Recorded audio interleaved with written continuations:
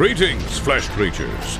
It is I, Megatron. On behalf of TFYLP, I want to congratulate you for listening to the most refined collective podcast on this miserable little planet Earth. Yes. Here you'll find knowledgeable fans discussing every aspect of Transformers and beyond. Now, enjoy the show while I continue my path to complete conquest of all of you miserable biological entities. Predacons, terrorize! Hello, welcome to TFYLP. We are live April 5th on championship night. We're missing the basketball game here so that we can bring you a live podcast about Transformers. So not everyone cares. What's that? Priorities, people. Yeah, right, exactly. Sports ball or robots? I'm here for robots. I had forgotten that was happening. None of the local teams made it this year, so. Yeah, everyone's going to forget that Gonzaga exists in about a week. There's about 1 month of the year that most people know that Gonzaga is a place. I always think they're going to win in my bracket challenge, and they never do. Are they going to this time? The 1 year I didn't play? Cool. Yeah. So if it looks like I'm not paying attention and I'm like just looking down, it may just be that I'm like bringing it up on my phone. So nice. Who knows?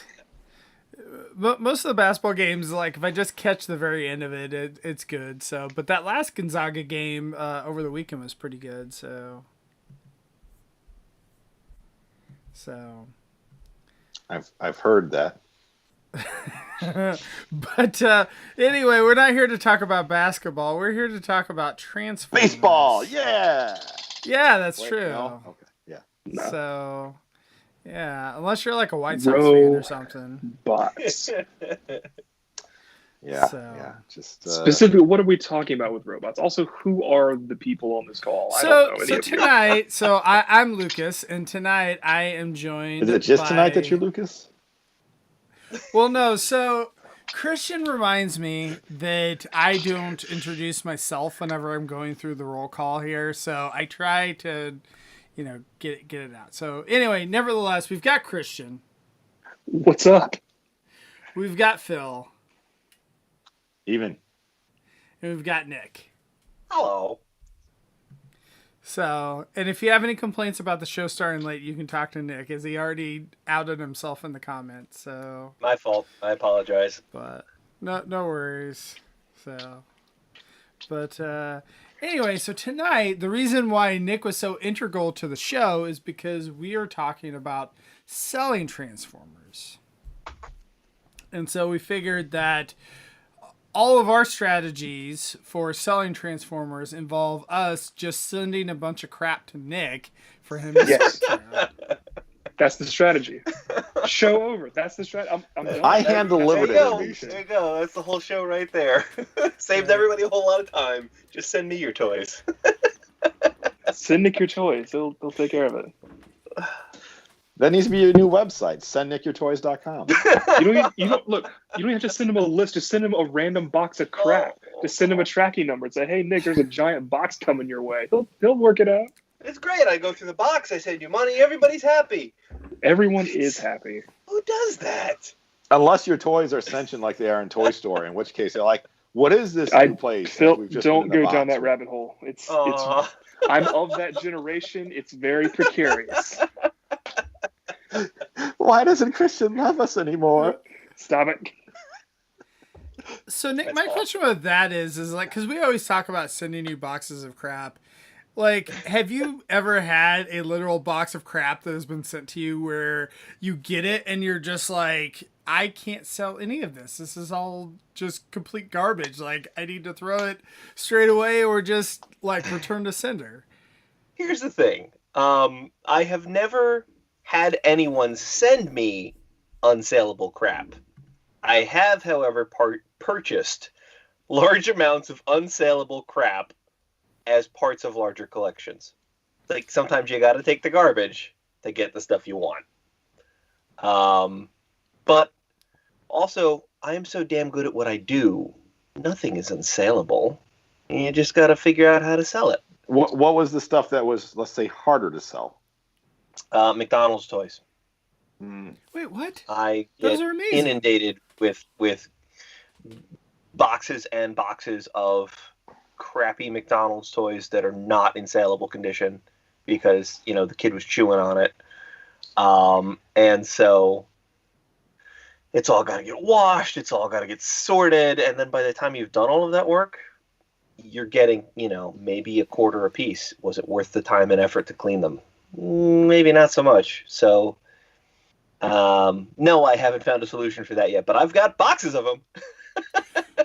Well, my question with that is I know, back in the old days when there was conventions, and I know we've talked about some of that stuff.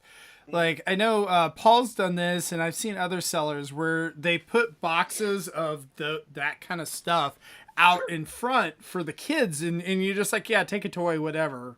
That would be great if those toys were clean and saleable and not, covered in the funk of 40,000 years. Oh, you can't just toss them all in a bucket of bleach or something, or to sell dirty toys to anybody, because that's not who I am. It's not what I do, and it's not what I want to put forward. Can I interject there, please? Yeah, go ahead. What do you got? Nick actually does clean, dust, scrub, whatever all those toys need. Whatever he gets, he actually does really, truly. I've seen him do it. Put everything through a cleaning, sanitizing thing, even before pandemic times. This is just who Nick is. He's that level of service.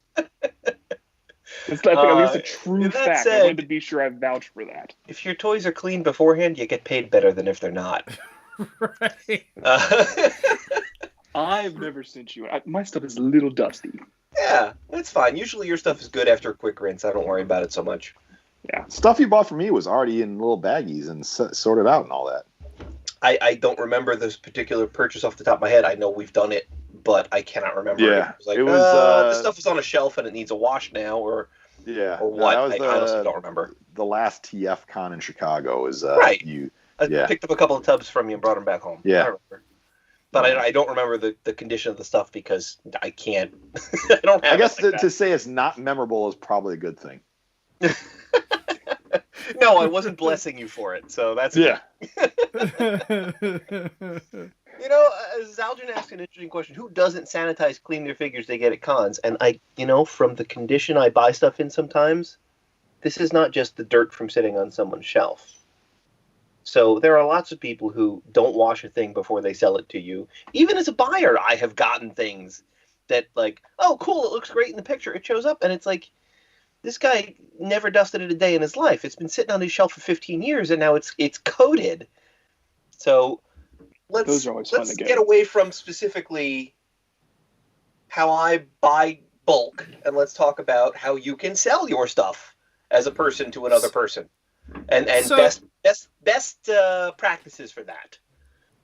One thing I will say is like when you've gone through and you started, say you're buying things and whatnot through eBay or the groups or just wherever you might go, it always annoys me. What the heck? What was that? You jumped. You froze for a minute. Oh, sorry. Okay. Anyway, what I was gonna say is that the rookie move is not checking to make sure that there's no smokers in the home, and don't you just hate when you get that figure when some dude that just has that nicotine all over there, and then you're trying to figure out strategies. Photo to illustrate this that I will share. When I used to work at St. Mark's in the city there, we bought an entire collection of beautiful boxed Transformers stuff. Some vintage and some reissue type of things for the stuff that they didn't have when they were a kid. But in there was a boxed reissue 2001 Megatron, and the entire package was just coated in the nicotine and the tar, and it was all yellow and sticky to the touch, because the guy wasn't just a smoker, he was a heavy smoker, and he smoked indoors around his collection. And it was horrifying, but I took a paper towel to it and just wiped the front of that box down with the Windex, and then I looked at the paper towel. The paper towel was brown after 2 wipes. It was disgusting. So don't smoke around your toys, and if you do, why, try to clean them before you sell them to someone? Jesus Christ. That made my stomach turn. Yeah. Well, wait till you see this picture. I'm going to pull up that picture It now. has to be one of those things where you just are numb to it after a while and don't realize how bad it is, because I've seen some shit. but man, it's one of those things where you're just like, because you always see it where you're like, oh, it's from a pet-free, smoke-free home, yada yada. And you're like, yeah, whatever. And then you get something from someone who smoked a lot, and you're just like, oh, holy crap! Like, I can see why you put this. Right. And we've got a question in the chat, and so the solution is the Ziploc bag with the dryer sheet, correct? Yes. Yeah. Soap and water first. Just to get all the surface stuff off and make sure you're not leaving anything on there. And now with a transmetal rat trap, you got to be careful with that, the vac metal, the transmetal stuff, because that will flake on you. But you gotta at least rinse it with some water. Then once it's air dried, put it in a Ziploc bag with just not even an entire dryer sheet, because that's a lot of fragrance. Just maybe a quarter of a sheet or something, and just leave it sealed up for a couple of weeks. You may have to repeat that a couple times, but that is your best bet to get that stink out. And some people say, well, the stink is never really gone, but I have never had a problem with the dryer sheet method. Nick did say weeks. He's right. It does take weeks. Yeah. It's not a quick process. No, this is not an overnight thing. Like, you've got to let it sit. And, if you got it in a plastic bag like that, you want to put it in a cool, dry place. You don't want to leave it in direct sunlight, because that'll be bad for the toy, obviously. And for boxes, I've never found a way to get it out. I just toss them. Ugh. That makes me so sad. You can get it out of plastic. I've never been able to get it out of cardboard. Yeah. Let's get it in the fibers of that. Yeah, you just get it. It's such a porous material that it's just not going to happen. So slightly going on this tangent, does it work also for toys that have soft goods?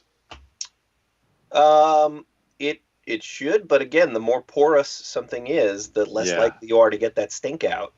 Yeah, I'm not a guy who buys a lot of toys with soft goods, and obviously the vast majority of Transformers don't. If they're like soft goods, like a Jedi robe or something like that, maybe you can wash them. Actually wash them, but some of that material tends to fray real quick, because it's not like they're using top of the line fabric. No. It's not like the edges are serged. Usually they're as they're cut. Yeah. I've just got a few Black Series. Black Series do have a decent amount of soft goods on them. Right. And with the Mezco, I don't collect them myself, but Mezco obviously is doing a lot of the soft goods stuff. So. God damn. All right, let's see if I can print screen. So and maybe, I don't know if we want to spend some time talking about this. How did you get started in selling in toys, Nick, and what made you decide to do it to the level that you do? Because, I sell some toys, but it's a very minor level compared to a lot of folks. When I was... Okay. So when I was 18, I was in college at NYU, and the comic shop around the corner from my dorm was St. Mark's Comics.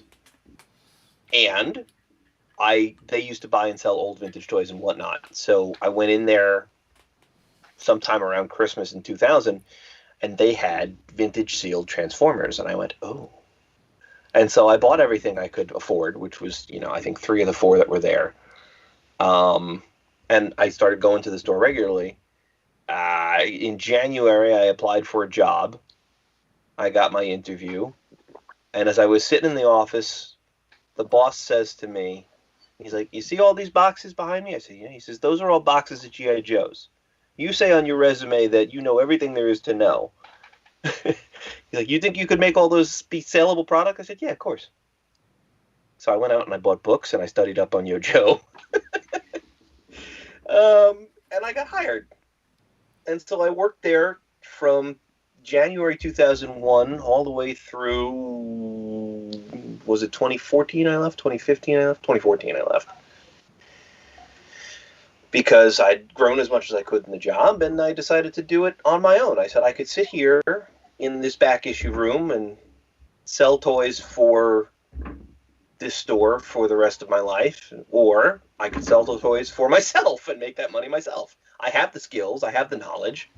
I mean, I don't want to toot my own horn, but this is the one thing I will be ridiculously prideful about, is that I really do know more about action figures than most people.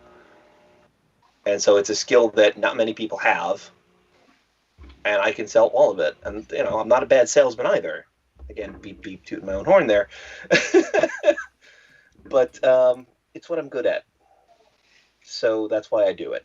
I don't have the talent to write anything or draw anything. I will never be in the entertainment industry. But if I can bring people some joy and entertainment through toys and comics, I'm still in the entertainment industry in a way. So you do eBay, you do your own store, you do in-person conventions. What's your favorite way of doing it? I miss the personal interaction of being in a store, being face-to-face and talking toys and selling toys all day long. That was great. There's something to be said for being able to be a nerd for a living. eBay is great because it cuts out a lot of the bullshit. Like, you don't get a lot of tire kickers. You get some, but you lose so much of the personal interaction. Like, I have regulars and I knew what they were looking for, and I'd be able to say, hey, we bought that thing that we've been talking about for weeks. I put it aside for you. Here it is. And that's awesome. I love that, you know? And you can't really do that so much on eBay. It's harder to make that personal connection. I got one grandma on eBay who messages me looking for bots, and anytime I get the stuff she's looking for, I will try to message her first. But it's so few and far between. It's not the same kind of animal, you know? Is she in our special Facebook group for that? I don't know, and because eBay has rules about messaging people with outside links, yeah, I can't invite her. Forgot about that part.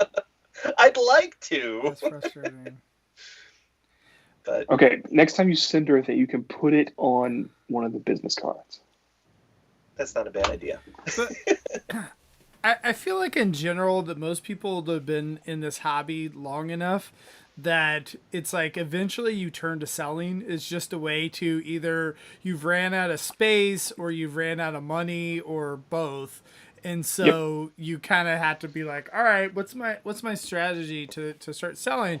And so a lot of, I know a lot of other people like you, Nick, where it's like you say, you know what, like I'm going to, this Comic-Con or whatever, this local show. I'm going to go ahead and just get a booth, at the show, and you set up the booth, and then you kind of go, go from there. Or maybe you have a retail space or favorite store, like you said, that you're going to too. So, but I don't know, like, I mean, I know obviously conventions haven't been a thing for a while, but like, are there any specific like tips that you have for selling at a convention that's different from, selling online? Yeah, I mean, here's the stuff you get for free without having to pay my consulting fee, all right?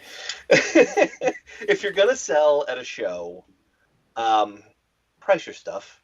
Don't make up prices. I knew that was going to be number one. Yes! That is a huge, huge thing, and nothing turns people off faster than, oh, hang on a second, let me figure that out. It's like, nope. If you're at a show, you have a limited amount of time as a customer, as a attendee, right? You have a limited amount of time to get around that dealer room, see all the different dealers, and like buy your stuff and get out. You want to go to your panels, you want to go to your other events that are going on. A lot of shows these days, the dealer room isn't the end all be all. So some shows it is. But what you want is for the customer to go, holy crap, that's exactly the thing I want. That's the price I want. I'll take it. And the quicker you can get their money out of their pocket and into your hands, and they can move on to the next table, the happier everyone involved is. So my advice to you is if you're exhibiting at a show, price your stuff. Whether it's price stickers or Post-it notes, you want those prices visible. Dump bins seem like a great solution to, the second thing I can tell you. Dump bins seem like a great solution. Like, I got all these loose figures. I don't know how to display them. Screw it. They go in a bin on the floor and people will dig. It's like, yeah, you might get some sales that way. Yeah, you might do all right. That's really hard, and it takes time that most people don't want to spend. Unless your stuff is priced well below market, try to avoid the dump bin mentality. Because the bargain hunters, they'll do it. And if your stuff is priced low enough, they'll be happy to do it. So it all depends on what you want to get out of it. If you want to get top dollar market value for your stuff, don't put it in a dump bin. You're not going to get any high rollers with a dump bin. Another thing I can tell you about, another thing I can tell you about exhibiting at a show, think about the audience. If this is a show you've been to as an attendee, you know who is there. You know what they're shopping for. Think about that ahead of time. Figure out, is this a high roller show where like it's a BotCon and they're looking for the rarest of the rare? Or is this like your local flea market where everybody's looking for the bargain thing and dump bin and dollar this and that? Or is it a big like Sunday is kids day and they bring all the kids in, and so you got to bring the mommy buy me that toys, the $5 to $10 impulse purchase thing. Cater what you got on your table, cater what is the most well displayed stuff to the clientele that are coming in that day. Another freebie I can give you is rearrange your table. It sounds stupid, but if you're not selling anything, rearrange your table, because all of a sudden that thing that someone missed on the last pass, they'll see this time. Rearrange your table every morning at the very least, because it looks like stuff sold, or it looks like people have to come and look again. It's the illusion of different stuff. So I'll say, as far as like, you know, putting different stuff up at the show, sometimes like you don't actually know what's going to sell until you get there, because it's somewhat dependent on the competitors that you have at the show. So like, say that you're selling vintage Transformers, right? And every other guy has vintage Transformers, like you may not necessarily stick out in the crowd, right?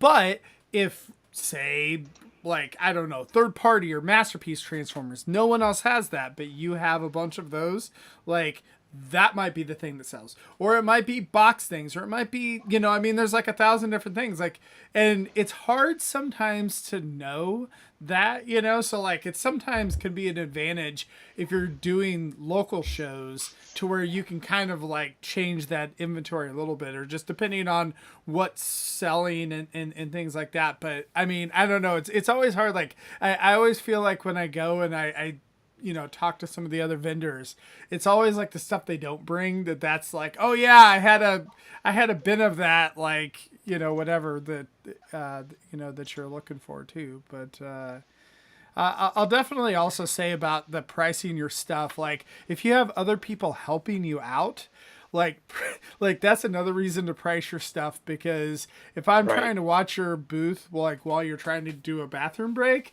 and I don't know, you know, how much you're selling your stuff for, it makes it hard to complete the transaction that way. So I definitely say that there's no real disadvantage to pricing your stuff other than the fact that it takes time. So and I would definitely say like the price stickers can be better, like especially on, like, it depends on what the stuff is, you know, like if it's like vintage box stuff, like your sticky notes are probably going to come off easier, so that's probably better for the seller. But like some of the stuff, like if you're throwing it in a bin and then you're taking it back out, like it might be better to put price stickers on your baggies, just because like it's not your stickers aren't going to fall off as easily. So it's kind of just like knowing what's the best thing and all that. And I don't know, I mean, I think a lot of it is just going out and doing it, like, and I don't know too, like you say, Nick, like a lot of your smaller shows are going to be like aren't going to cost you as much for a booth, right? Like it might only be $50 for a booth, or $100 or whatever it may be for the price of that, but then you're not going to sell as much stuff. Whereas like if you do some big Comic-Con, you know, whatever, New York Comic-Con, I have no idea how much a booth is. What is it, like $1,000 or something for keep going whatever price it is, but you're going to sell probably, you know, an infinite amount of stuff compared to, you know, the New York Comic-Con versus the New Jersey toy show that you did down the street. I think, Lucas, you brought up a point there sort of in passing, but like go with someone. If you're doing a convention, selling a convention, go with a friend, especially if your friend's also selling something. If you've never like really done a convention before, go with a buddy so that, you can each, both kind of pool up what you're trying to sell, especially if you each have different types of things that you're selling. Maybe one of you's got more vintage stuff, the other one's got more new stuff. Again, you're going to bring more of an audience because you've got more variety of things to sell. And again, it allows you to take a bathroom break. It allows you to have someone to interact with, when it gets slow. It gives you someone to ridicule the last person who came to your table. If you're there by yourself, you can't make those jokes. It's important to have a buddy, so that you can feed yourself, so that you can hit the bathroom, like you said. But it's also important to have a buddy at these shows just for security reasons. And I know that sounds shitty. It's not like everybody's out to rob you. But if you're busy talking to somebody, helping somebody, you got another guy who can keep an eye on things. Or if you're, and this is just from a customer service standpoint, if you're helping somebody and somebody else comes up to the table, but you're knee deep in a $300 transaction, you got another guy to talk to the next customer. And that's important too. So you can probably get away with not having that coverage on the really small shows. But, anything bigger than, the show at the local Elks Club, you want to have another body there for. Well, and I know one of the other things, too, you brought up about the security. We've seen it where I think some shows in Canada, it was where there was a gang of thieves that were hitting up dealers at local conventions, and I think TFCon Toronto was one of the ones that got hit up, but a bunch of them in the area got hit up, and again they ran this thing and managed to steal a bunch of money. I think Nick Roche, I think, was one of the ones where they stole all his money from the booth. Oh man. From it. Yeah. And it was absolutely horrible because again, he had flown in and made all this money on Saturday, and then this group went and did that. So I think that's another thing for yourself, just for security, to, make sure that you if you have a fanny pack, I think to put the money in or whatever, just a way to secure it so that it's not. Oh, for Roche, they just took his cash box. They had a cash box. They picked it up and they took it away. I was there. I didn't see it, but I was there. Right. And they did that. I think that was the same convention where I think Bryce Rutledge and all that they took that book, the prototype book they had for that one too. Jesus Christ. Yeah, same weekend. Horrible, but yeah, so and that's another thing too is just again with taking payments, whether it's cash or cards and all that. And I know sometimes it's actually hard to take some of the card transactions because depending on how good the Wi-Fi or the cell coverage is. Yeah, that is the thing I learned over the last few years. It wasn't a thing years ago because you didn't take credit cards. But now it's you have to have good Wi-Fi, or you have to be able to hotspot your phone and use that for these readers. But if you don't have cell signal and you don't have Wi-Fi, you're going to be at a massive disadvantage. So make sure you take that into consideration. Figure that out ahead of time.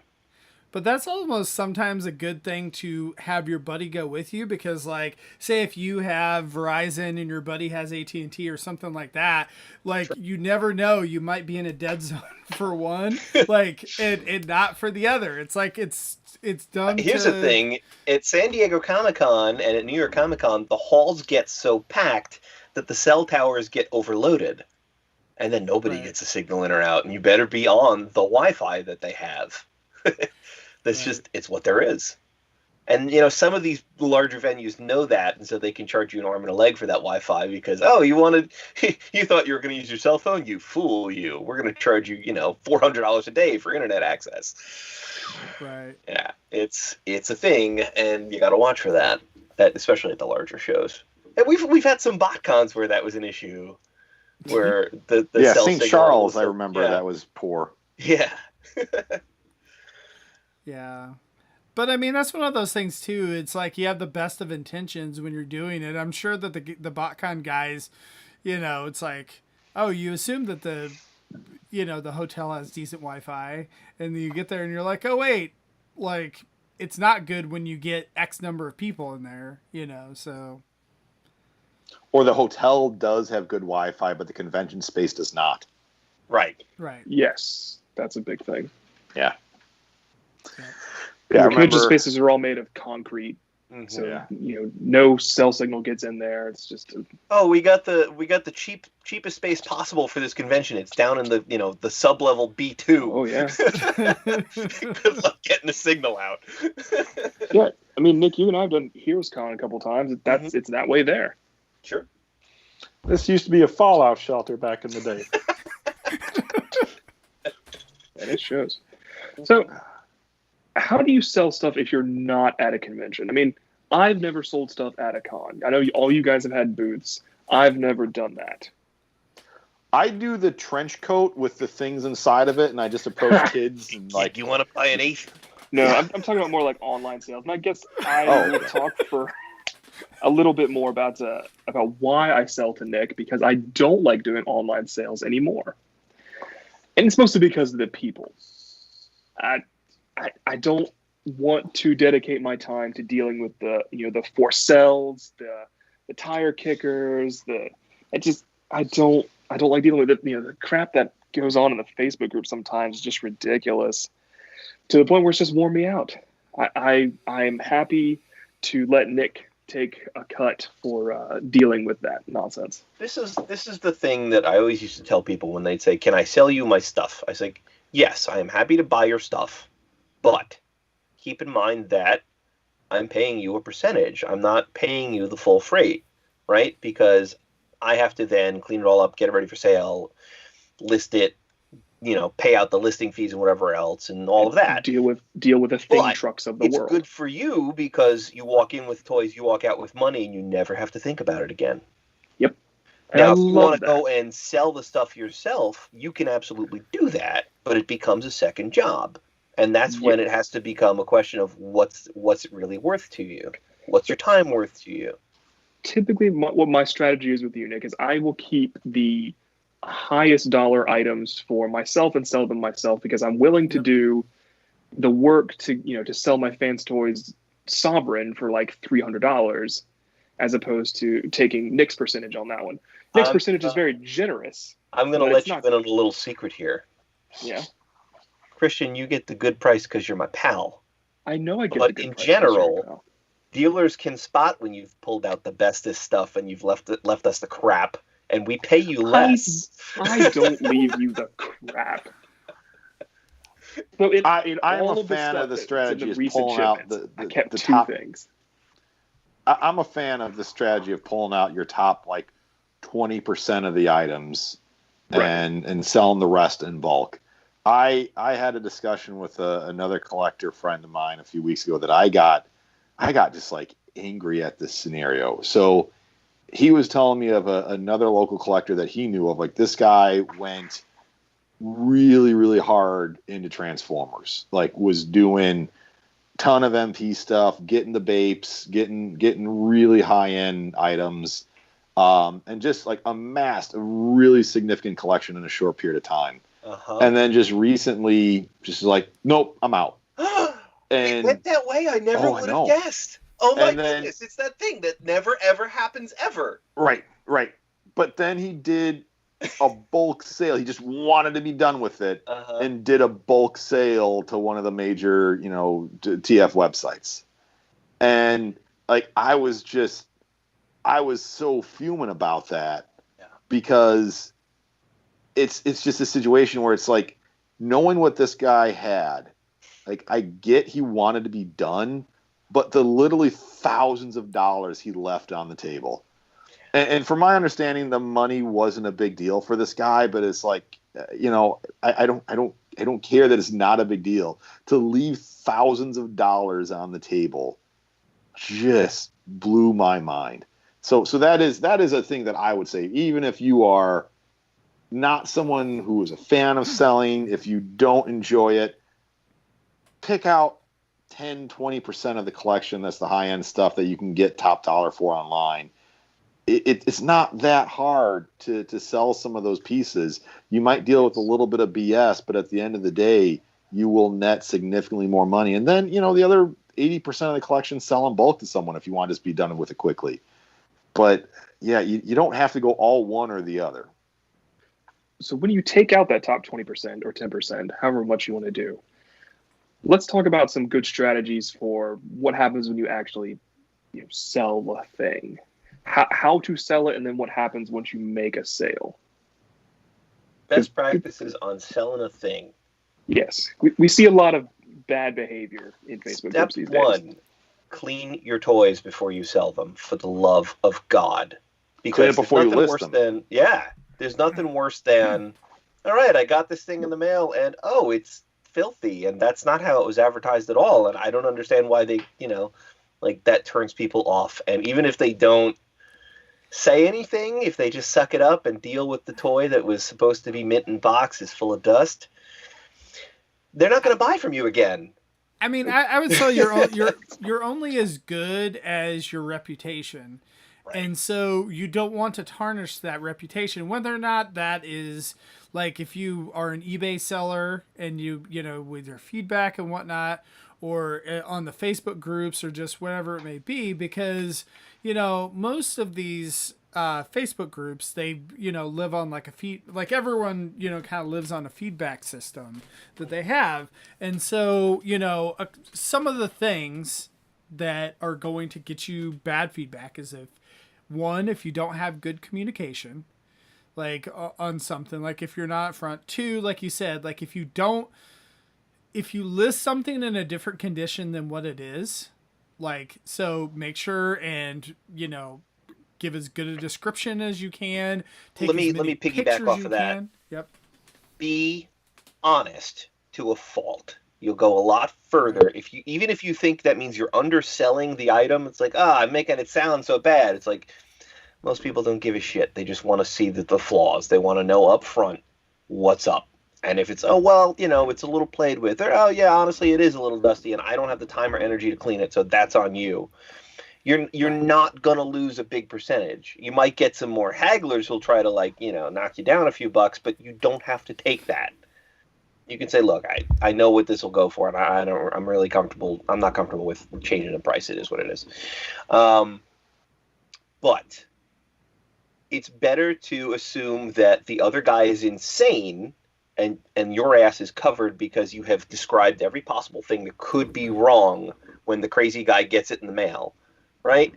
The crazy guy gets it in the mail, and it starts flaming you across all the groups for there being no instructions. Err on the side of caution when you describe your things, because otherwise you'll get some moron arguing with you that the figure is only 2.8 inches tall and not a 3-inch figure.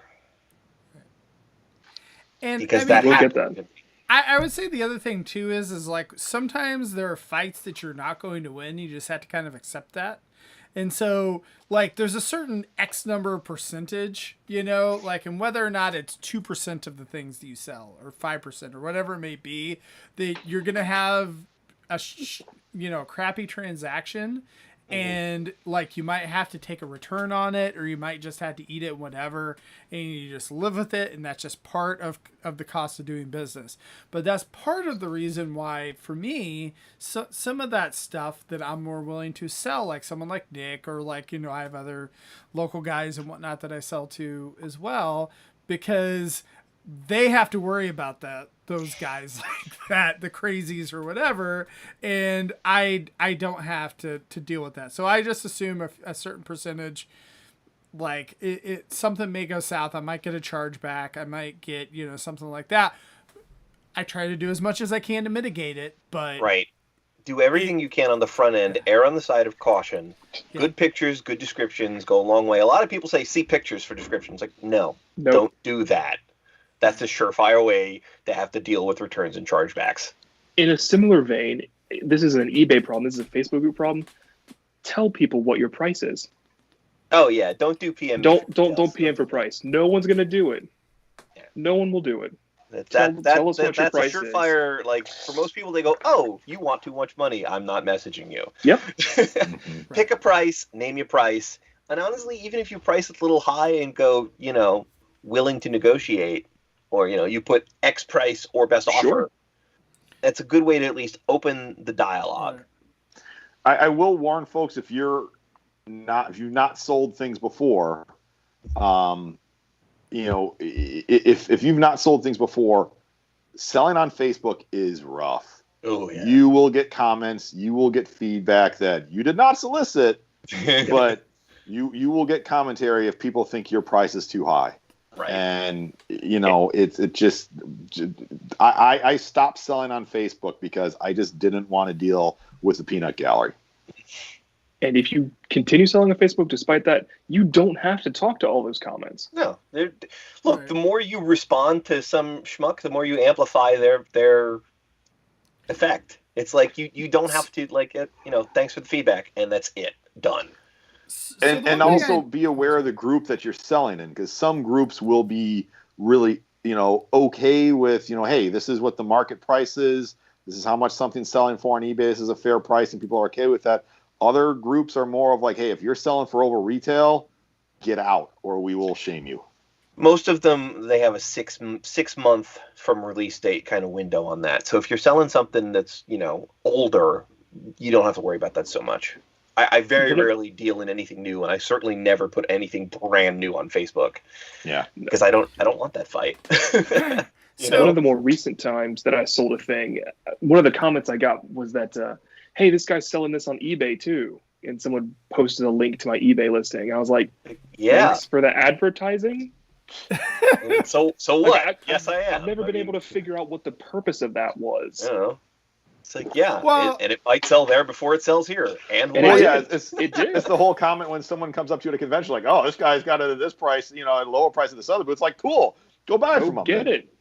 Yeah. Well, why are you talking to me about it than buying it from him? Listen, and here's the other side of that. If you want to haggle, if you want to negotiate on a price, there's a way to do that without being a jerk. There's a way to get what you want from someone without the, well, this other guy's got it cheaper, or without the, I could get this for less online. It's like, we don't care. We don't want to hear it. Here's what you do. Hey, listen, I was really interested in this thing. It's a little more than I was looking to spend. Could you help me out at all on the price? That's it. That's how you do that. Or, and this is huge, I have a bunch of stuff that you want, right? And you go, I tell you what, if I'm buying a bunch of this stuff, could you help me out on a package deal? No one will say no to that. Oh, you're buying more than one thing? Bundling. Great. Yes, I will be happy to make you a package price and take more of your money. And that's what it's all about. And that's how you do that without instantly turning someone off.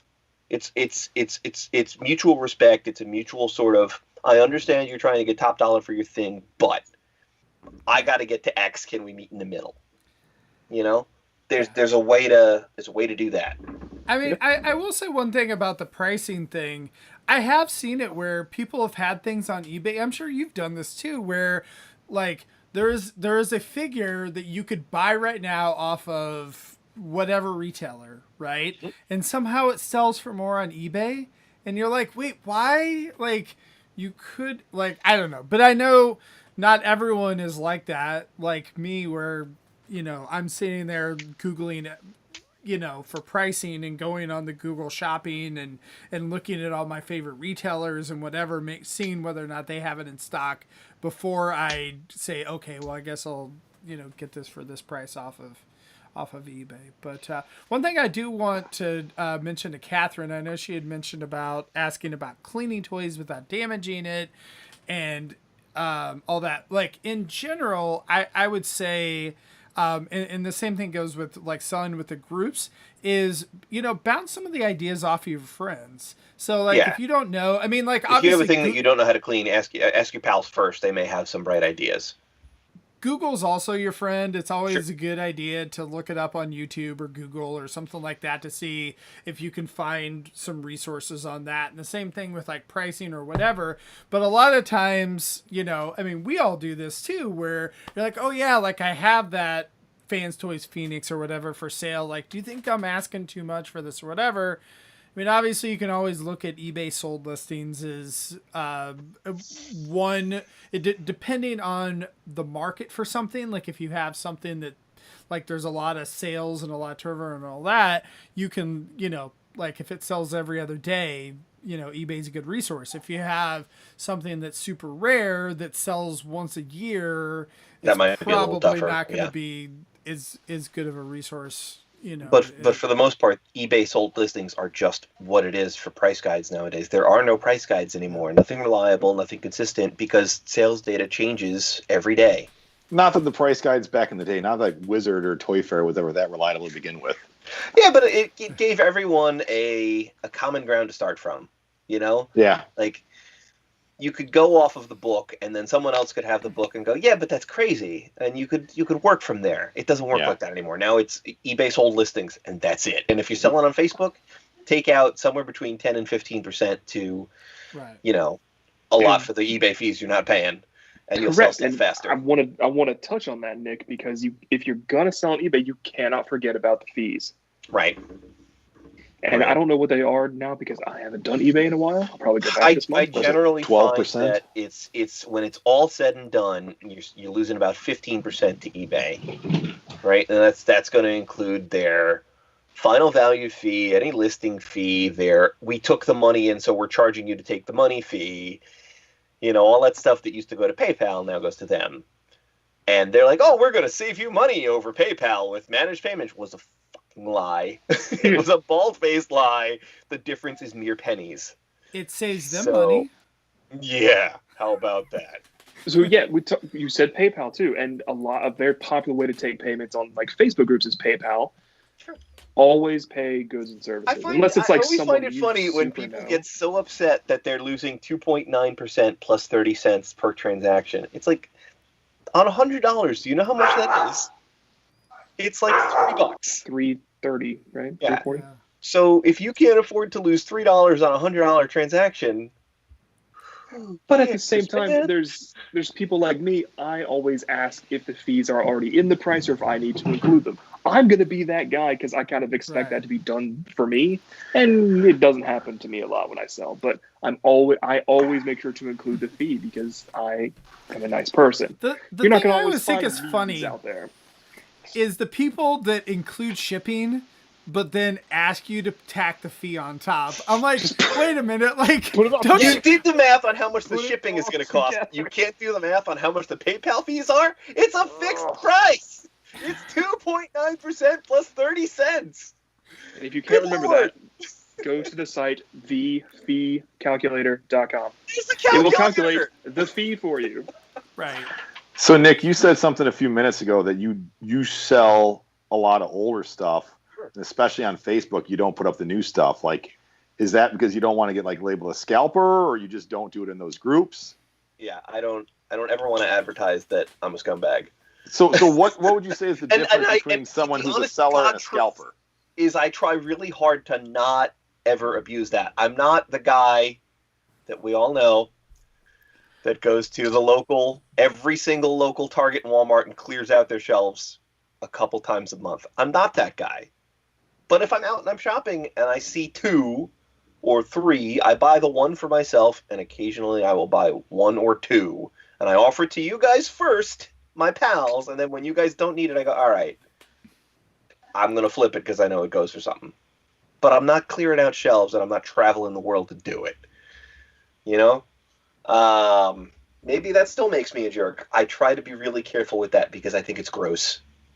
But, Yep. So what you're saying is that if you have a picture of you in front of cases of stock, it's because you got it from your distributor, and your distributor is not the local Targets within a 200-mile radius. Right. That is correct.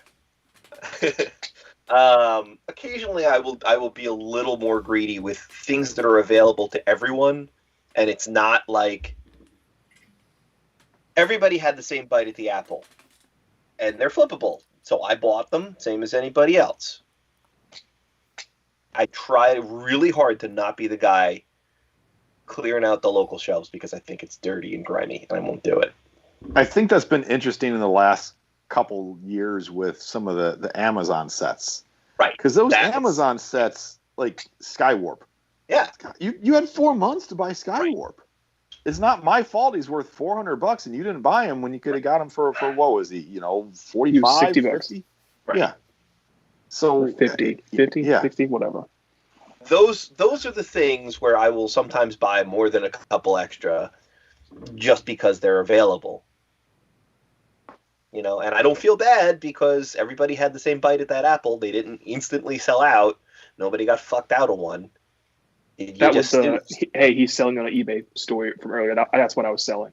Yeah. I was like, okay. But yeah, it's with the newer Amazon stuff, you know, the Ratchet sell out fast.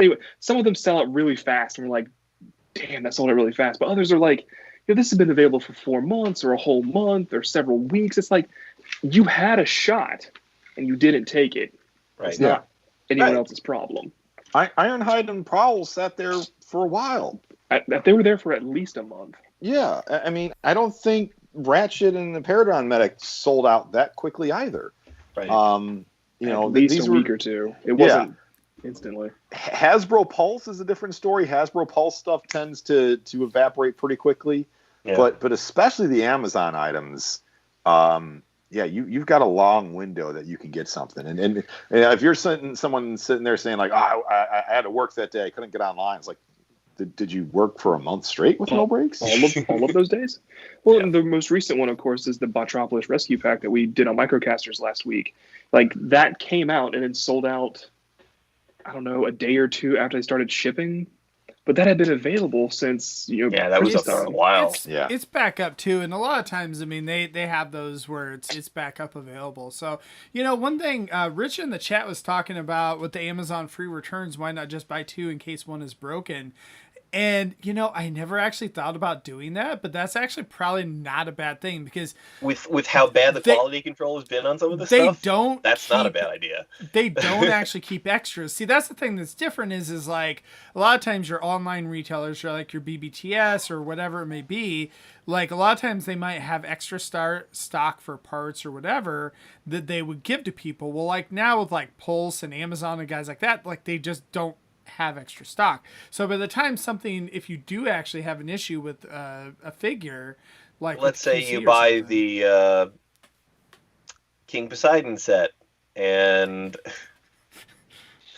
one of your figures has 2 left hands, and then you contact Pulse and they go, oh, I'm sorry, we don't have any more.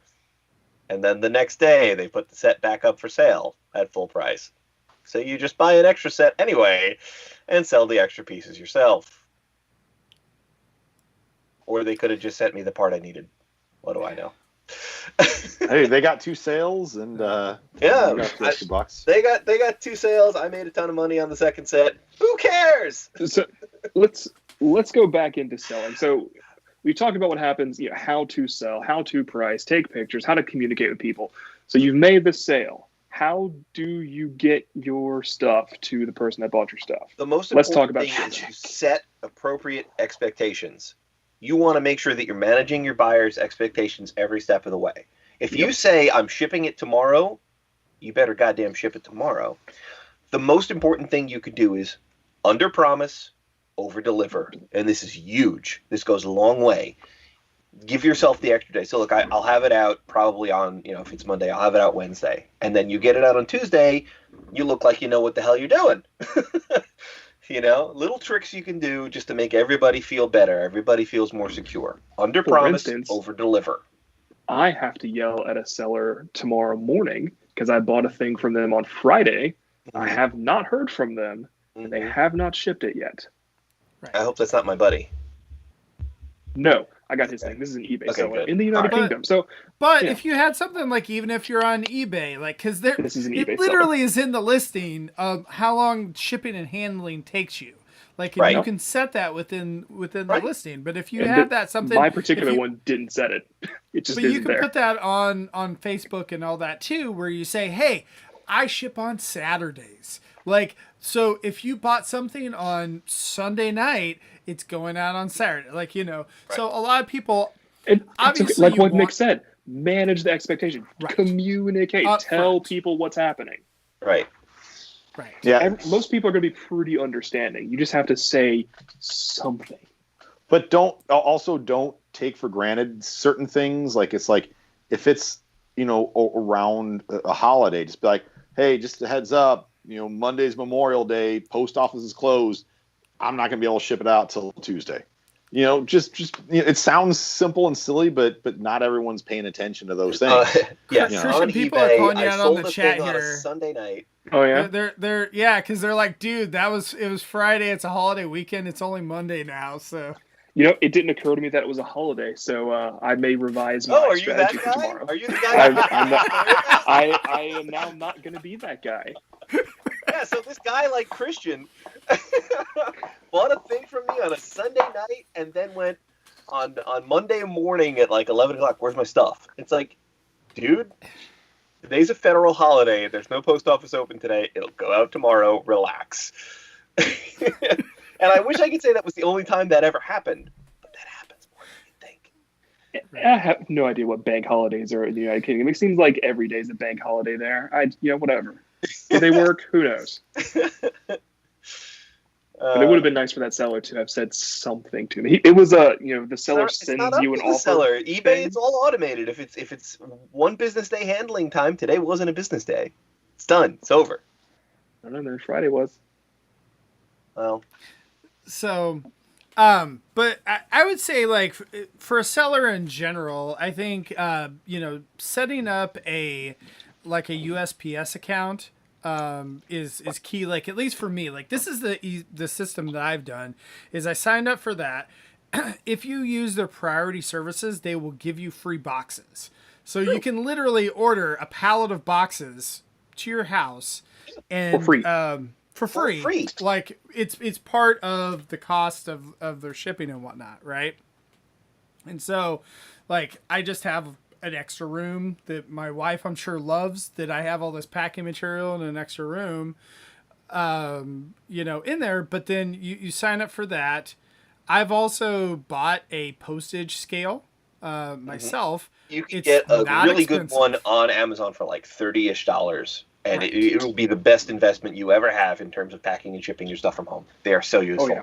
All you need is one with like a 30-pound weight limit. You don't need anything more fancy than that, and that should take care of anything you have to ship. I was trying to lose weight, and was mildly successful. Bought a food scale. That's now my shipping scale. Yep, absolutely right. Yep.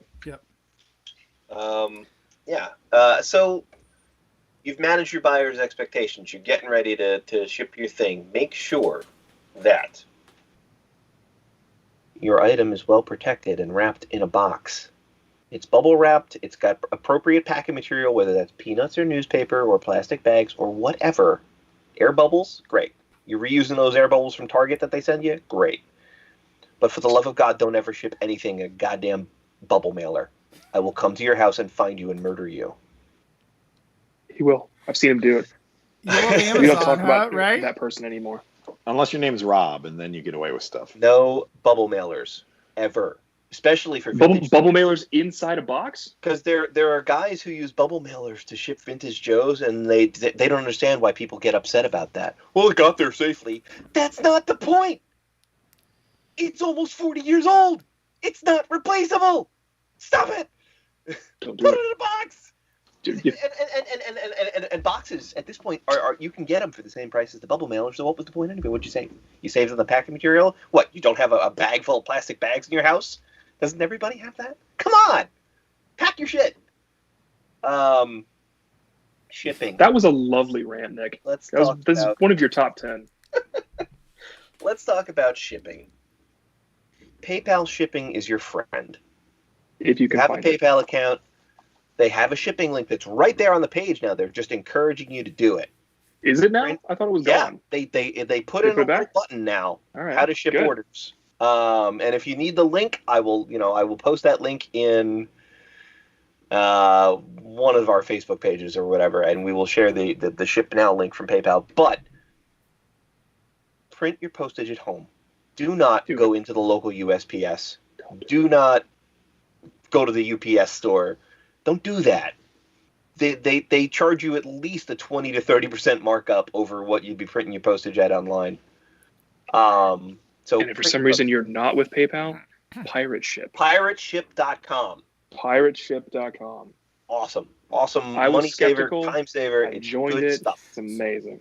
So going back Here's about the super secret how to get by on shipping. Try to avoid shipping anything over a cubic foot. 12 inch times 12 inch times 12 inch, right? Those are the dimensions. And try and keep it under a pound.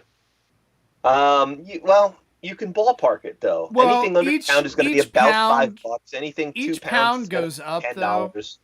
Anything Like- 3 pounds is going to be $15. But right now, if it's under a pound, you can do First class. first class. Over a pound, you got to do priority. But remember that first class is not insured. So if you're shipping anything expensive, you're going to want to pay for extra insurance anyway.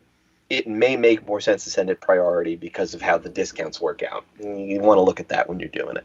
Yeah, I mean, Priority it depends. If is you're selling insurance. a $20 item, you might want it to be under a pound. If you're selling, significantly more, 3 digits, 4 digits, 4-figure item, then yeah, get it insured. Yeah. priority shipping comes with $50 in insurance. So like if $100 you on need more eBay, $50 for the rest of the world. If you're shipping priority Oh. through eBay, they throw in an extra $50 right off the bat. It's $100. I did not know that. I That's did not know interesting. that. Wow. Mm-hmm. Going back to the packaging for the box, the one thing Yeah. we didn't mention that Rick in the chat or Richard mentioned, make sure when you are securing that the box is full. So make it so that it does not rattle around. So like if that's it's a when we loose talk toy about and it's putting the original packaging, like the box has to be full Right. because otherwise it's not packed, There's no or it's point. not packed. Right. Right. And You want to make sure tape. when you shake that box, you don't hear anything. Right. clear shipping or packing tape. No duct tape. Loons. Oh, yeah, duct tape. Post office don't like that. Don't do that. They'll think it's a bomb and they'll send it back to you. Okay. Just And on a don't personal buy- aside here. Go ahead, Go, Christian. Okay. Personal aside here. I ship stuff a lot. I have a sister. My sister should have known this from me. She called me last week and asked, "Hey, can I send a package with duct tape?" No, you cannot. No duct tape, no electrical tape. Just don't do it. I had to rant at her Sounds about that good. for a second. It was not the rant that she deserved, but Don't show up at the postal office either, seeing if you can use their tape. Oh, no. They won't charge let you you. do that. They will charge. Absolutely not. And the tape you have to buy at the post office It's way more sucks. expensive. And than it's actual awful. tape anywhere else. Yeah, and it's bad tape. Yeah. So, So their priority tape is really good. But again, you have to pay for priority to use the priority tape. yeah. Tape's important. Apparently Paul in the chat says that the insurance doesn't actually work. So I don't know. I have actually had claims that were successful a few times in my life. It's all about how you document everything. It's all about being able to prove what you're saying. So, yeah, you'll have to play the game. You'll have to go back and forth. You'll have to make it a second job to get that claim filled out. But you can in fact be covered and get your money. Just be thorough. That's what it is.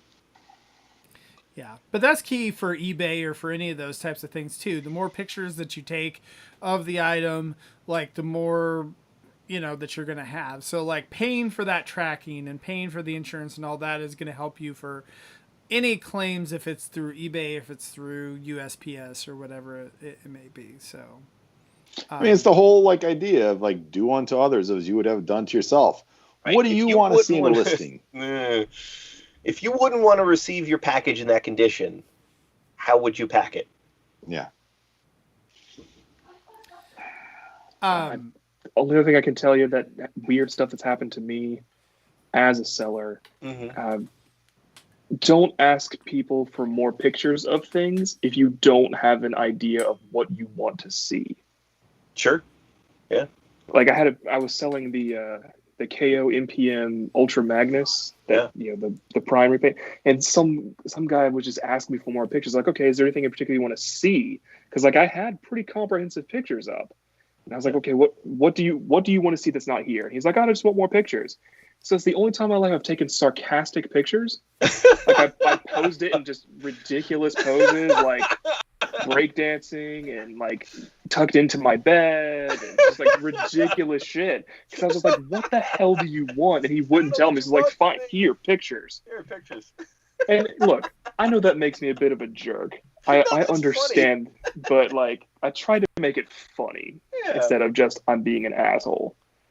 Like, tell people what you want. Hey, I Like, need be to see a clear. close-up of the face because I'm really particular about Right. how the faces Or- look in my figures. Or Nick you mentioned mentioned that that there's damage. I kind of see it in this picture, but I Right. need a close-up or a better lighting or just a different angle so I could, gets rid of the glare. Tell them something specific about the picture you need. Like that might be Nick helpful. mentioned that I bought something from his friend a couple minutes ago. It was a Universe Optimus Prime, the yellow Robots in Disguise repaint. I wanted to see the tires of that because on that figure, the tires are notorious for splitting and dry rotting. And so Right. he was happy to oblige and send me pictures of the tires. Great, do that. So I'll be Catherine like, hey, I brings just up an wanna see interesting more stuff. question. How do you feel about posting on eBay as an auction with no buyout option? Unless your item is super rare or you're willing to let it go for pennies on the dollar, don't even bother with auctions on eBay anymore. Auctions suck. They're notorious for flaky butt bidders who are just going to dick you around. You don't want to deal with that headache. You can totally avoid it, but by having your stuff all listed as buy it nows with immediate payment required, and it gets rid of 90% of your tire kickers. And most stuff is so common that you can get a good read on what they go for. You can look, I know what this is. There's been a dozen sold examples, 3 dozen sold examples. I know the price range. I'm putting it up for this, and that's it. Done. You're done. But I want to move this stuff quick. I don't care what I get for it. It's all going up at $1 plus the shipping cost, and I get what I get. In that case, do an auction.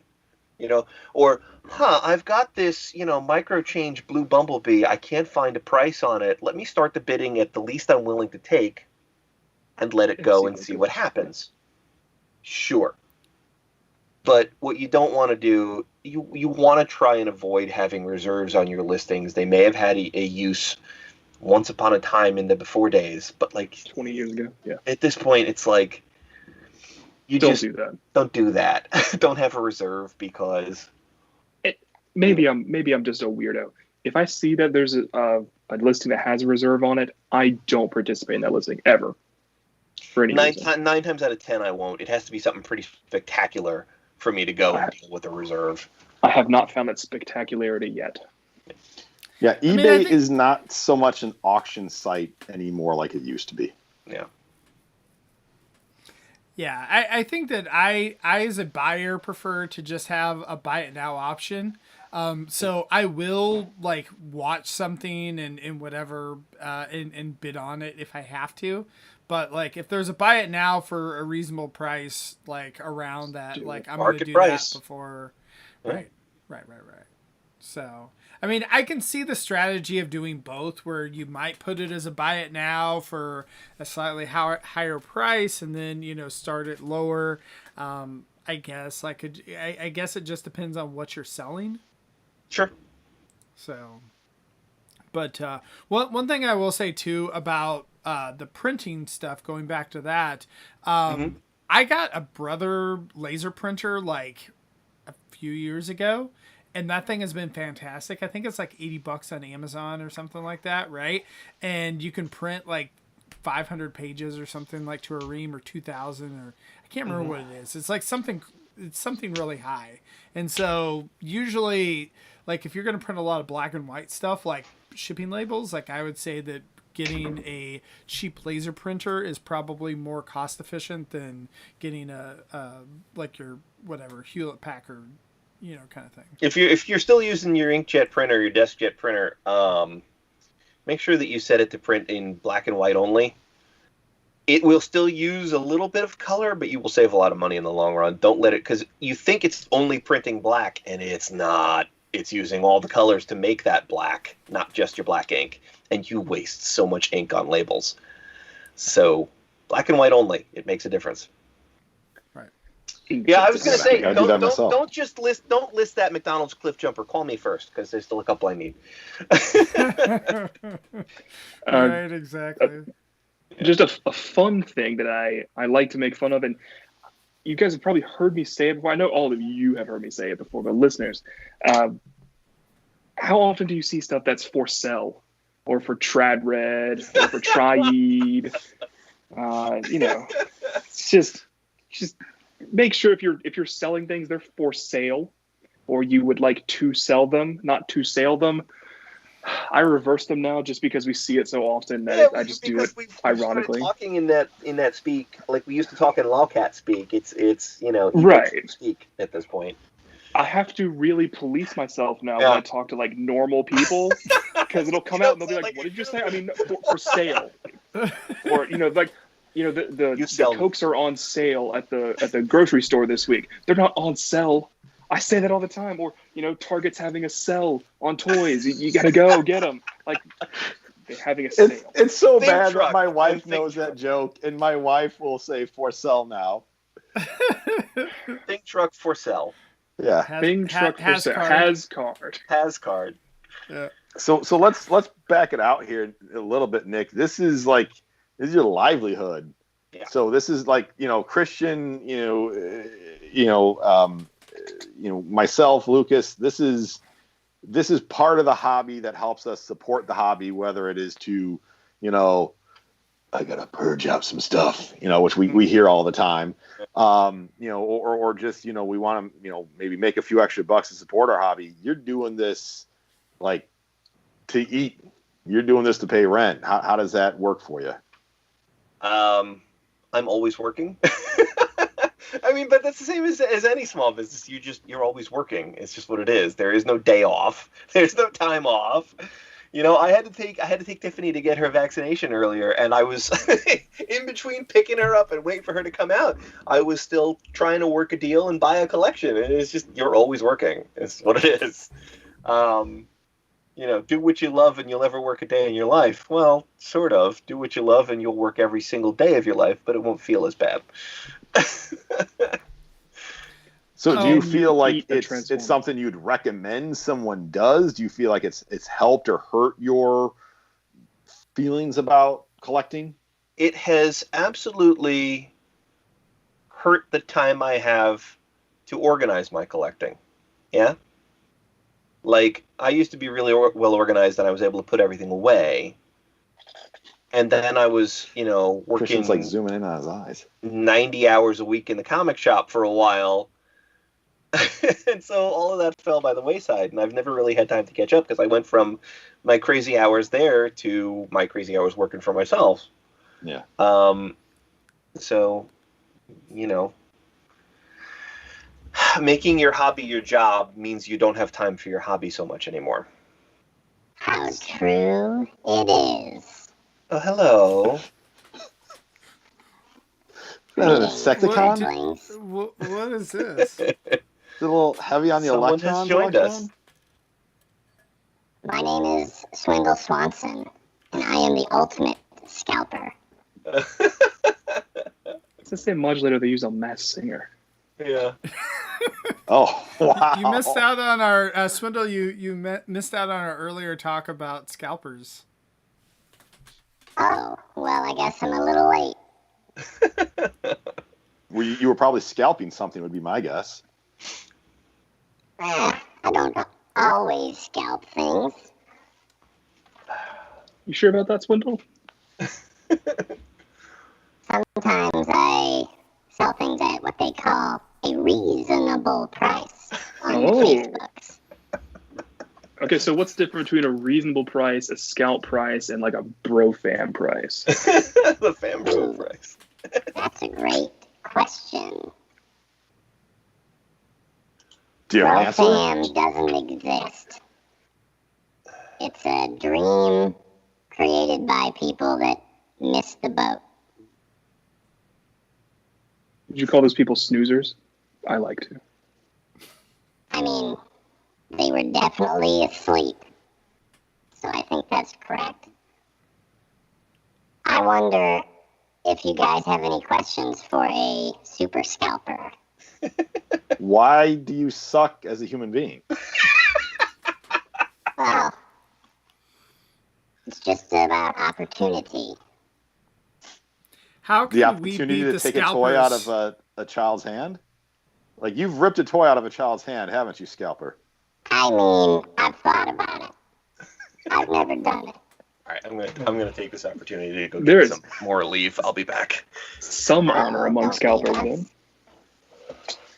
I'm Yeah, sorry, so I what didn't mean Lucas to said. scare you away. Lucas said, how do how beat can the we beat you? scalpers? Oh, that's easy. You just have to get off your ass and go to the store. But you beat me to the store. You're there waiting at 7 a.m. and you've paid off the stock clerk. Well, I would say that paying off the stock boy is cheating. That's not playing by the rules. There is a code. There's a code. It's like the pirate code, though. It's more like guidelines. But people would say what People you break do those rules. goes beyond a code. So why do you have a code that you can't then break? Because you're already breaking other people's code. There's a natural order to things. That's all I can say. Getting to someplace before someone else, that's just evolution. That's just the way it goes. Zaldran says the key is just to bring a baseball bat with you. That's how you beat the scalpers. I mean, that's how you can go to jail as well, but Yeah, if it's that important to you... A toy is not that important. It's true. No. A toy is never that important. No. No. I agree. Don't hurt people. Don't end up as the subject for a Chappelle show when keeping it real goes bad. Christian, I feel like that's a dated reference for you. Scalpers I at understand the same it. store. Sorry, What do you do when you see another scalper, Swindle? Well, you both start walking very fast towards the back of the toy aisle. I seen it. And you just hope that you're both not looking for the same thing. The G.I. Joe Viper, Happens more perhaps. often than you'd think. Swindle, how Chicago's do you full of scalpers, how do you beat out your competition? You just have to be smarter. You just have to know where to go. And it's tough. It's tough to know. It takes a lot of practice and a lot of wasted effort. It's All right, well, not necessarily fun. Well, thanks for joining us, Swindle. Is there anything before you go here? Oh, you're kicking me back to Cybertron, I see. Yeah, pretty much. No, we just hope your plane crashes on the way there. Well, I don't have a plane. I turn into a Jeep. Okay. I mean, then how do you travel through space as a Jeep? Space bridge. Cybertron technology. I deal in that too. Okay. I just think that everyone gives scalpers a bad name. What good does a still scalper people do? too. So if scalpers have a bad name, why should you have a good name? I don't think there's a good answer to that. So you should have a bad name. If there's no reason for you to have a good name, Sure. I'll accept that. But it doesn't mean I'm doing anything wrong. I'm just doing the work that other people aren't willing to do themselves. And some people don't mind paying for it because their time is worth more than mine. so you saying your time is not worth a lot. Well, by scalping for a living, I would say it makes my time worth quite a bit more. So it's something if you don't like have any actual serious skills, and you just have a lot of time, you could do. Absolutely. It's Okay. a perfect skillless job. Okay. All right. I kicked him out. All right. Kind of done with that. So, one thing I was gonna mention also is like if you are selling stuff, a lot of times the Facebook groups, you get people that like to trade on there as well. Or trad red, yes. Yes. Or tried. So make sure that if you're not interested in trades, to state that ahead of time to try to stave some of those people off. You're still going to get them. They're still going to ask, but I would make sure and put it in the listing. Do not, like, I am not looking for a trade right now. Or if you are looking for trades, put what you're actually looking for, because you will get people with a Rolodex full of trade items, looking to trade, because there's a fair amount of people that's what they like to do. So, anyway.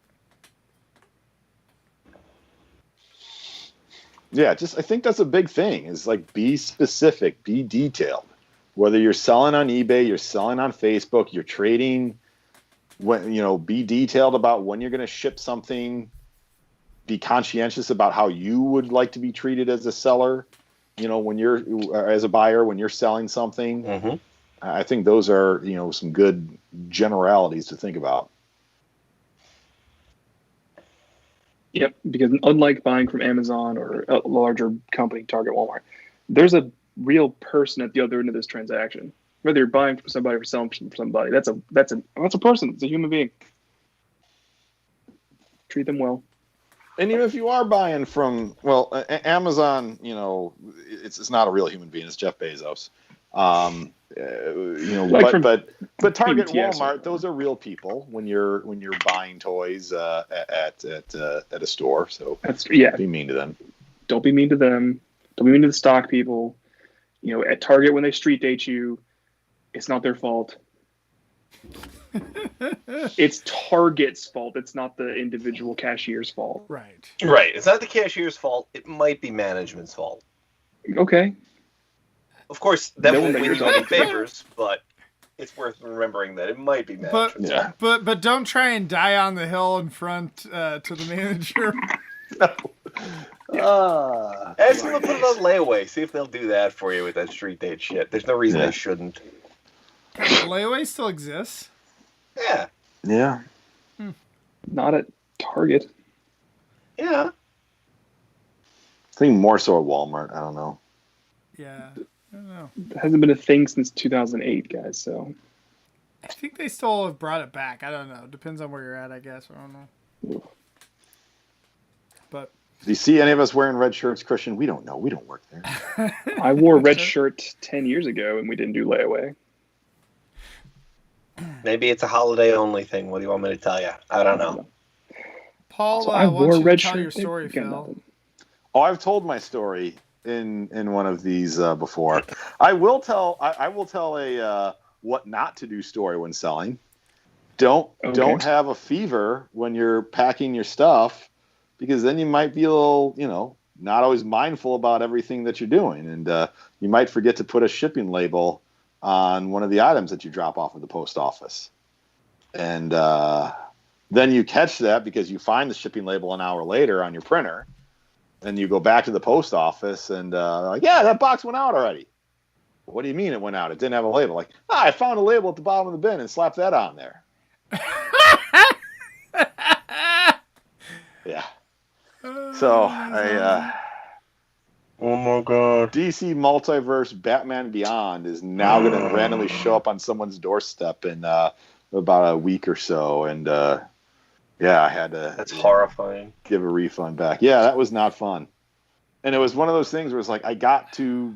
It was probably like an hour, maybe hour and a half later that I got back to the post office and got there before they closed, and still did not have any luck. Oh my god. Yeah, it's my own fault. I got to eat it. Nothing I can do. I just love that. And like the buyer is probably just like, all right, what BS story is this guy making up? He probably sold it, accidentally oversold it on eBay or Facebook group or wherever, and he's making this story up that he like accidentally shipped it to a random person. I didn't go into that much detail. As I said, go into detail. This was an area where I didn't go into detail. I just said, hey, I accidentally, dropped it off at the post office without a label, and they couldn't find it. Here's a full refund. I am sincerely sorry. It was my mistake. The day after they purchased it, they purchased it like late at night on Thursday, went to ship it Friday, and oops. But yeah, sometimes oopses happen, and what Phil did was he communicated effectively with the buyer, Right. and he made it right. Right. Right. You got to make it as right as you can make it. Yeah. And if that doesn't work, if the buyer's still fighting you, then sometimes you call eBay, because if you made a mistake and you owned up to it, and the buyer is still, dissatisfied and they're hurting your eBay or giving you grief, then yeah, that's what eBay's there for, and that's one of the reasons they get a cut, is to act as an arbitrator in those kind of disputes. Right. Yep.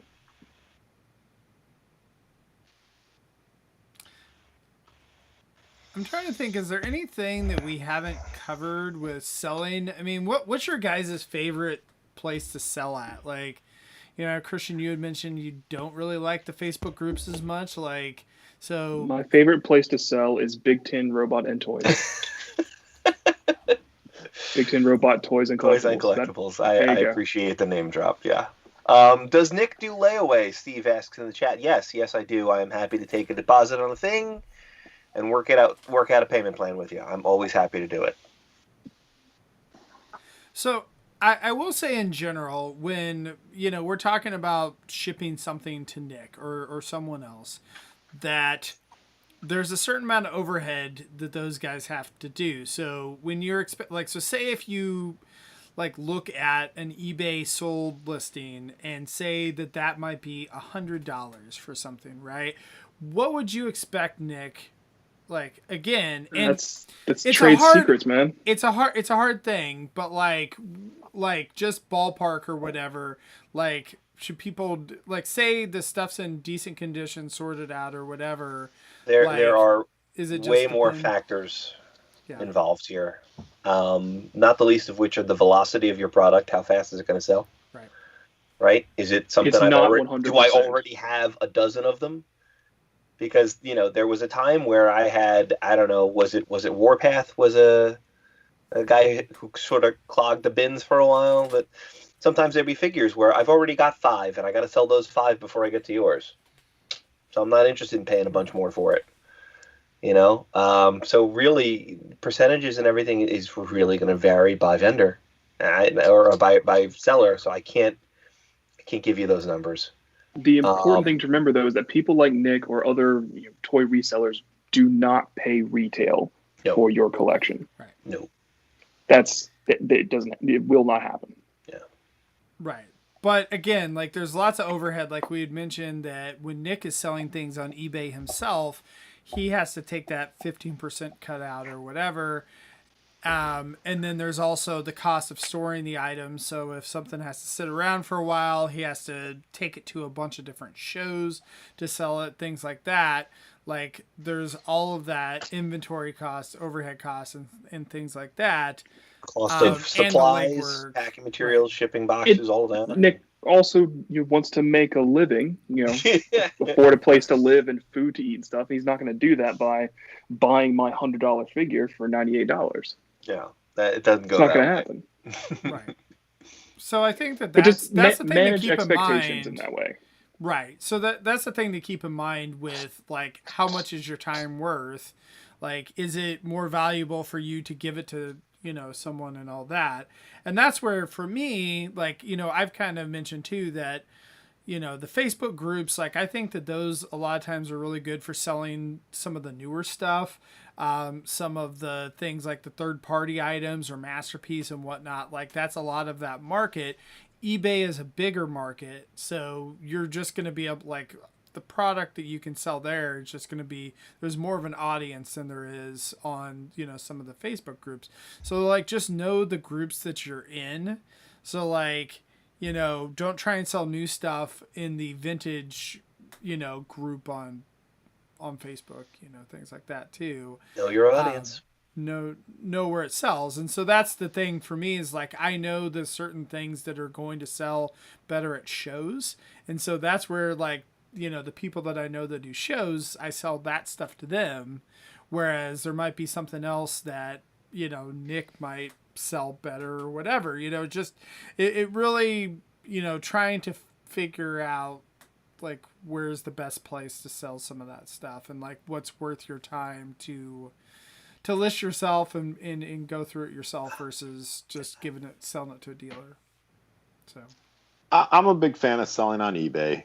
I like selling to a wide audience. I like, that whole thing. What I will say about selling on eBay is know what you're comfortable doing. If you don't want to deal with selling to an international buyer, then don't. You can and like, I hate to say this out loud, don't sell internationally. Don't do it. Because with all of the shipping problems that you're on the hook for, when I was selling internationally, we'd sell maybe one a month because the shipping is so expensive and they never want to pay it and they always want you to lie on the customs form. Is it worth the nightmare that item is going to turn into for you to sell internationally? And 9 times out of 10, the answer is no. So, I mean, right now, the only places I'm shipping internationally to, Canada and the UK, and that's it. The only places I will ship to. And I hate that, but the reality of it is that minimum to get something out of this country at a shipping method that eBay approves of, which is the trick, you're looking at $50, $40-$50 to ship something. And so for the stuff I'm selling, it's not worth that. The $20 figure is not worth $40 to $50 to ship. And first class international does not cover what eBay needs it to cover. It's not insured or trackable in the way that they want it to be. You will get screwed. Don't ship things first class internationally on eBay. Just don't do it. And see, I've shipped stuff first class international myself, but it's been more in the groups to someone, and it's not been an expensive figure. Like you said, it's been like a $20 an agreement with them right off the top. I will ship this first class for you because that's what you're willing to pay for. I will do that, but you take all responsibility. I am not liable if it doesn't get there because it gets lost in first class shipping. How often has that happened to me? I couldn't tell you. To me, I felt more comfortable doing that a year or two ago. Pre-pandemic times, like, I felt better about that kind of stuff. But nowadays, like you said, it's just like with all the craziness that's going on in the world, it's just like you never know. And again, shipping to the UK or Canada from the US isn't that bad. But like shipping to other countries and stuff, I don't know. But I used to ship to Mexico too, and then I got screwed out of, I think, $500 worth of stuff because they have different tariffs, and if your guy on the other end doesn't want to pay the tariff, the government just keeps it.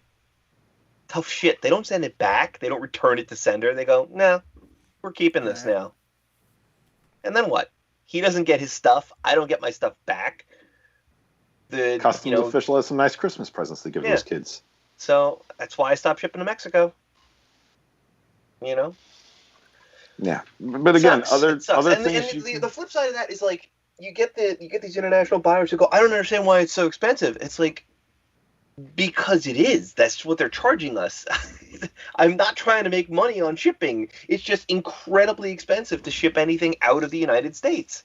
Whereas, meanwhile, anybody shipping into the United States, it's super cheap. If you're buying stuff from Japan directly, the shipping into the U.S., like $20 for a box. Meanwhile, I can't get anything to Japan for less than $50. And no one seems to get that. Yeah. I feel like we're so spoiled in the U.S., like, with all of that. Like, I can get things from Amazon Japan, and how much is it? Like, the shipping is super cheap, or whatever. And even some of the stuff from China, I mean, the shipping is cheap. It might take a long time to get here and whatnot, but like, we're very spoiled. I feel like I'll get stuff from Amazon Japan faster than I'll get something that I get from Pulse. That's right. I can get stuff from Amazon Japan quicker than Amazon US sometimes. It's because Amazon Japan did something with DHL's family. They've got them held hostage somewhere to get that ridiculous rate. Yeah. That's what has happened. But the hard thing with all of that, though, is like Amazon does the Prime shipping, so it's just included with your membership. Like Walmart does free shipping with their stuff. All these places do free shipping, or the shipping's just super cheap. One of the things. So no one actually has like the real like shipping cost. Whereas like as a seller, then I'm selling something and like they charge $4 for shipping. In reality, it might cost $20 to ship something. And remember that like Amazon and Walmart are in bed with these shipping companies, and they get the beta break that you will never see. That's how that works. It's like, going to the doctor's office, and the insurance is going to negotiate a much better rate than you yourself as a patient's going to get. Right. Exactly. You can sort of combat some of that sticker shock with people if you just figure in the shipping to your price in the first place and you tell them, oh yeah, free shipping, continental U.S. solves most of that problem. Yeah. And I was starting to say earlier that you can ballpark that real easy. Anything under a pound is $5 to ship. Anything that's 2 pounds is $10 to ship. And it might be $11.80 or something, but you're only out $1.80 at that point, Right, but Nick, don't you ever get that buyer from like Seattle, Washington, and you're just like with that 4-pound item, and you're just like, oh god. Like... No, I figured it in. I figured that it was going to be $20 to ship it coast to coast. Yeah, I knew that. Gotcha. Now the real problem is when all of a sudden it doesn't fit in a box that's smaller than a cubic foot, and then it's $75 to ship it across the country. Ship Titans to Colorado from North Carolina. Do that for me and see how much you like it. Don't do that. That's why somebody showed me the other day. My buddy won a Unicron in a raffle, and the guy paid full freight on the shipping at the post office. He didn't print it at home, and it was over $200 coast to coast to ship a Unicron. Wow, I'm sure it was. Yeah, but I had no trouble believing that. Think about how large that thing is in its gigantic box, and then the discount you didn't get because you shipped it at the post office. You printed a label at the post office instead of at home. Pirate ship, bro. It's killer. You lose a lot of money that way. I don't know. Yeah, I don't know. I feel like I've done that with like when I've tried to ship something big, I'm sitting there cross-checking, UPS and FedEx and USPS. Like I'm checking, like normally I ship everything through USPS just because it's easier for me. But I mean, on some of those kind of items, 9 times out of 10, USPS is going to be the cheapest in some way or shape or form, unless you have a UPS account. Right. Or if you sell it to a store, sometimes they'll send you prepaid labels from UPS or FedEx or whatever with that account that Nick just mentioned. I have certainly done that. I have sent people labels for many purchases. I can use whatever. Because I know it's cheaper to print the labels at home. And be sure you take them to the appropriate place. Like if someone sends you a UPS label, take it to UPS. Don't take it to the post office. They won't take it anyway. Yeah. Look, Ben, I've come across that weird stuff in just my work life. Like, hey, I've got a FedEx label. Can I drop this off at the post office? No. Go to the right place. Anyway, sorry.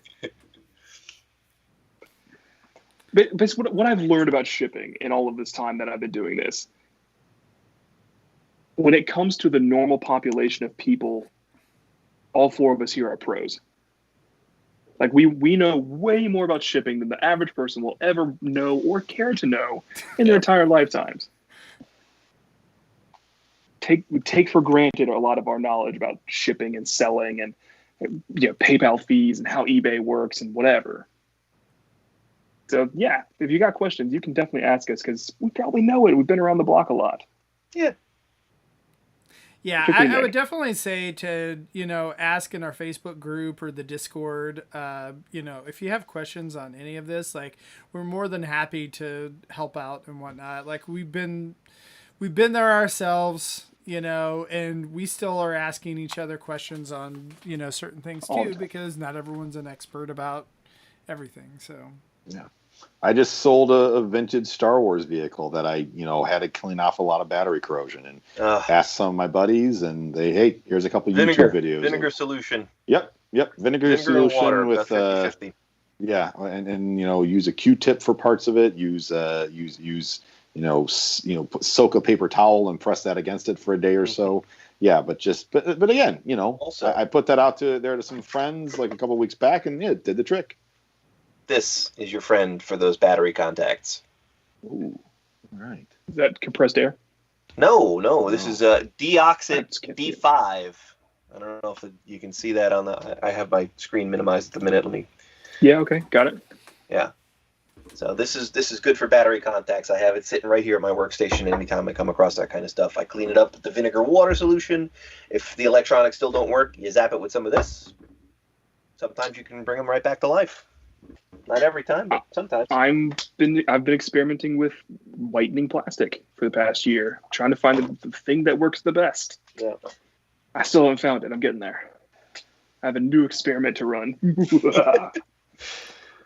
The only thing I worry about with the whitening plastic is that I hear it makes it more brittle, and then it comes back over time anyway.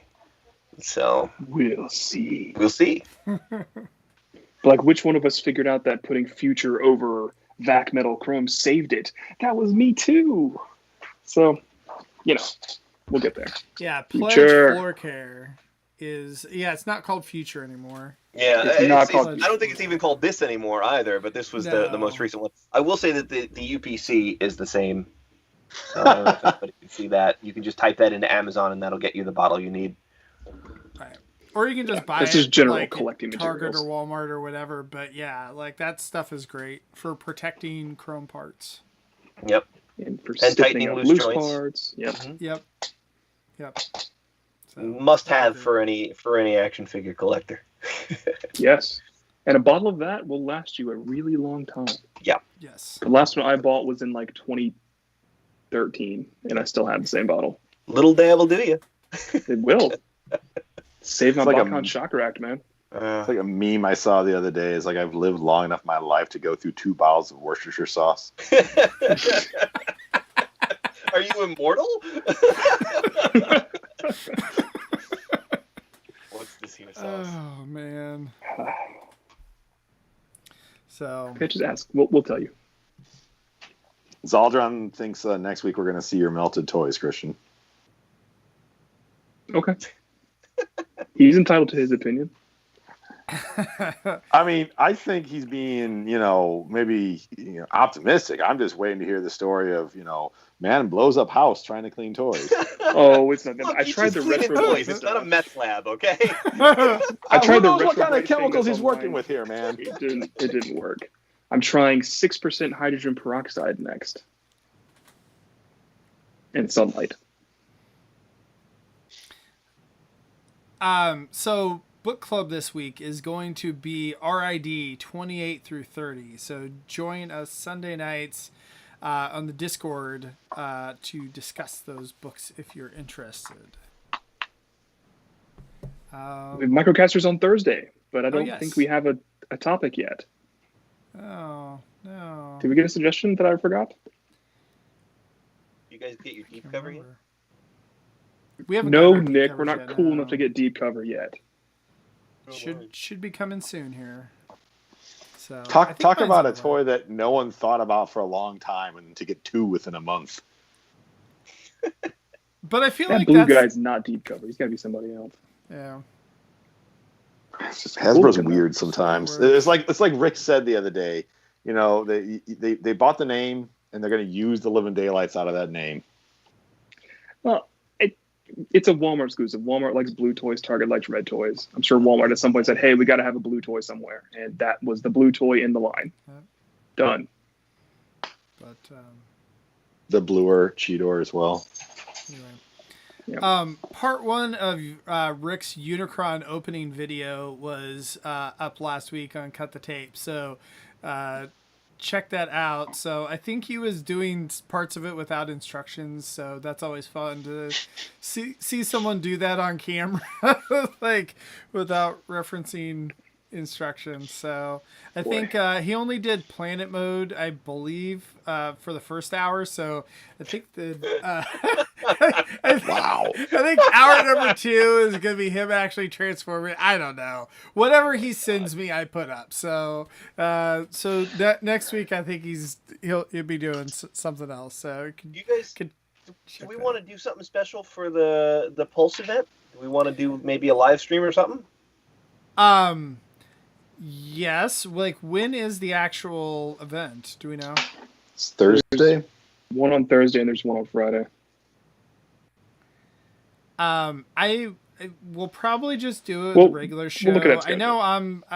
I'm kind of busy this weekend myself, so now that doesn't preclude you guys from doing something, but we'll probably just talk about the reveals on Monday more than likely. Okay. So, but yes, We're someone doing who's that for next seen- Monday. I'm signing up, please. And as someone who has seen Cybertronic Spree live in person, like, that's going to be fun, I think.